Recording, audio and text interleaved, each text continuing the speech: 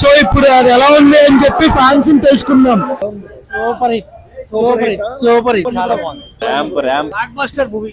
OG అంటే ఒక విజయం, ఓజీ అంటే ఒక గ్యాంగ్, ఓజీ అంటే ఒక తుఫాన్, ఓజీ అంటే పవన్ కళ్యాణ్. పార్ట్ 2 అయితే దుమ్ము దులిపి తుఫాన్, ఒక తుఫాన్ కింద పవర్ స్టార్ ఎవరు మళ్ళీ వస్తారు. తుఫాన్ ఆగయా, ఓజీ పార్ట్ 2 కమింగ్. చాలా బాగుంది.